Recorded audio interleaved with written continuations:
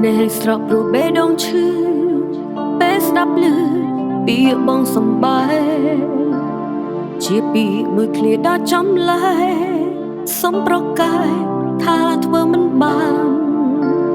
ពួកយើងស្រឡាញ់គ្នាយូរហើយមិនដេចឡើយបន្តមិនបានគិតអ្វីស្រដីមកកលយាខុសត្រូវប៉ុន្មានយើងអាចកែតម្រូវគ្នាប្រាប់បានទេ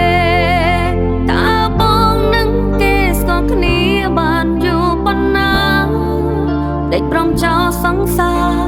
កំដរបងរាប់ឆ្នាំមកពេលបងស្រឡាញ់គេតើបងស្រឡាញ់អ្នកណាពេលដែលបងឯកាអ្នកណានៅក្បែរបងនឹងឃើញគ្រានោះផ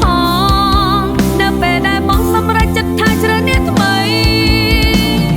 យើងស្រឡាញ់គ្នាយូរហើយមិនដេញបន្តទៀតមិនបានតុងឱកាសកល្យានសម្រេចចិត្តជាថ្មីមុននឹងបងនិយាយថាចង់បែកគ្នា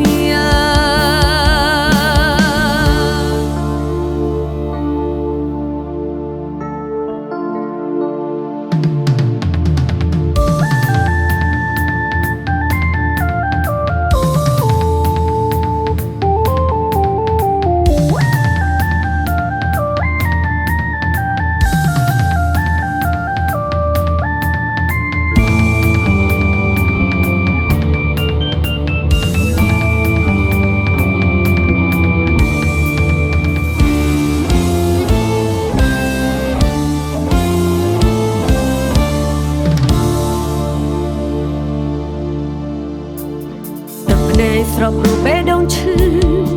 ពេលស្ដាប់ឮពាក្យបងសំបែជាពាក្យមួយឃ្លាដ៏ចំលែសុំប្រកាយថាធ្វើមិនបានពួកយើងស្រឡាញ់គ្នាយូរហើយព្រិចឡើយបន្តមិនបានគិតអ្វីស្រដីមកកល្យានខុសត្រូវប៉ុន្មានយើងអាចកែតម្រូវគ្នា